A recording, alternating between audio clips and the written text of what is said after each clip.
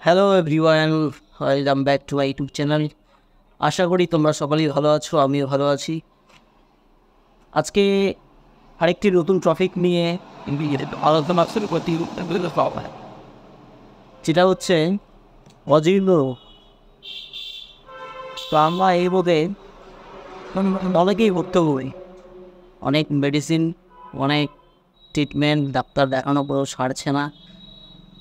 এই রোগের জন্য কতগুলি এমন হোমিওপ্যাথি ওষুধ রয়েছে যেগুলো দ্বারা এই অজীর্ণ রোগ সারানো সম্ভব। তো প্রথমে আমরা রোগের কারণ সম্বন্ধে আলোচনা করব, কী কারণে অজীর্ণ রোগ হয়। তো অজীর্ণ রোগ হওয়ার কারণ, সবচেয়ে বড় যে কারণটি হলো সেটি হচ্ছে উল্টাপাল্টা খাবার দাবার, অনিয়মিতভাবে খাবার, ঝাল মশলা, অতিরিক্ত মাংস খাওয়া ইত্যাদি খেতে খেতে লিভারে বিভিন্ন ধরনের প্রলেপ পড়ে এবং লিভারের অবস্থা খারাপ হয়। আস্তে আস্তে এই রোগের সৃষ্টি হয়।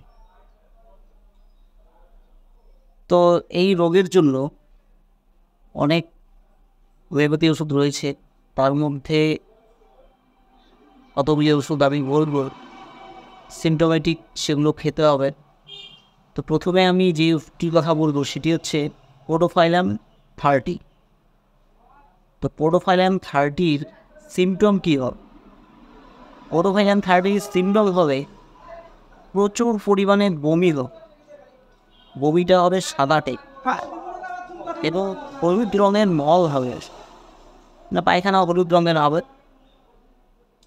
এর সিমটম হবে সকালে বাড়বে, পেটের যন্ত্রণা থাকবে না অতটা, জল পিপাসা পাবে এবং খুব দুর্বলতা ভাব তার পেশেন্টের মধ্যে দেখা দিবে।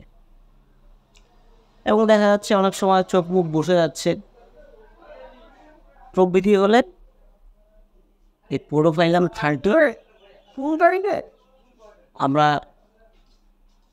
1 ফোঁটা করে দিনে 3 বার 1 চামচ জলে খেলে পরে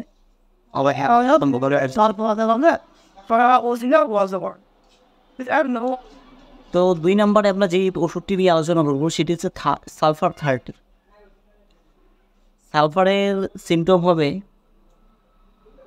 মল হবেন ঠান্ডাতে এবং আসতে অতিশয় দুর্গন্ধ হবে, মানে খুব দুর্গন্ধ হবে, মানে যখন পায়খানা চাপবে তৎক্ষণাৎই পায়খানায় যেতে হবে। সকালে যদি বৃদ্ধি পায় এবং অত্যাধিক জল পিপাসা, অস্থিরতা, বমি এবং শীতল, মানে এইসব যদি সিমটম থাকে তাহলে পরে সালফার 30 আমরা 1 ফোঁটা করে দিনে 2 বার চামচ জলে খেতে পারি। আর নেক্সট মেডিসিন যেটি পালসেটিলা 36, মানে পালসের সিমটম কী হবে? পালসের অধিক পরিমাণে মাছ, মাংস প্রভৃতি চর্বিযুক্ত খাবারের ফলে আমাদের যদি অজীর্ণ রোগ বা বমি, পেটে যন্ত্রণা হলে এই পালসেটিলা খুব ভালো একটি মেডিসিন। এই পালসেটিলা জল পিপাসা থাকবে না, মানে কিঞ্চিত পরিমাণেই থাকবে না। আর মলের রং হবে পরিবর্তনশীল, এক এক সময় এক এক কালার পায়খানা হবে।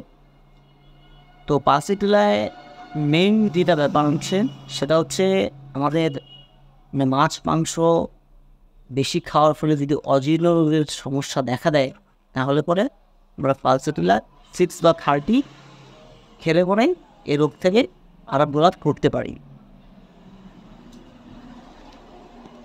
তো আরেকটা মেডিসিন রয়েছে এই অজীর্ণ রোগের, নাক্সভোম 30 বা 6। তো নাক্সভোম পেট সংক্রান্ত যে কোনো সমস্যার জন্যই খাওয়া যায়। হঠাৎ পেটে ব্যথা হচ্ছে, বমি হচ্ছে বা পেটের কোনো ডিস্টার্ব, নাক্সভোম 30 বা 6 বা যাই হোক না কেন বয়স অনুযায়ী ডোজ নিলে পরে কমে যায়। তো নাক্সভোমের অজীর্ণ রোগের ক্ষেত্রে যে সিম্পটমটা হবে সেটি হচ্ছে পেটে ব্যথা ব্যথা ভাব থাকবে, বারবার মল ত্যাগের ইচ্ছা, মলের পরিমাণ অল্প হবে, এবং পেট ভার ও অস্বস্তি, খিদে থাকবে না, খিটখিটে মেজাজ থাকবে, শীত শীত ভাব থাকবে, এই সমস্ত সিমটম দেখা গেলে আমরা ম্যানসোল 6 বা 30 খেতে পারি।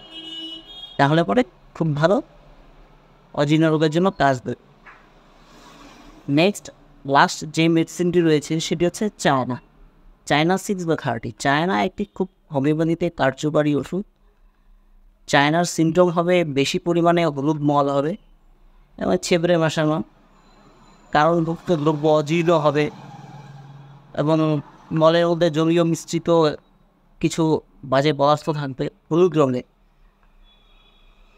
এবং অতটা পেটে ব্যথা থাকবেন এবং খাওয়ার পরেই বিশেষত রাত্রে এর বৃদ্ধি, মানে রাত্রের পায়খানা চামতে দেখা গেল অনেক সময় খাওয়ার ইচ্ছা বা খিদে আছে কিন্তু খাবার হজম হচ্ছে না, খাচ্ছে কিন্তু হজম হচ্ছে না। এই সিমটমগুলি যদি থাকে তাহলে পরে চায়না উৎকৃষ্ট ওষুধ এই অজীর্ণ রোগে।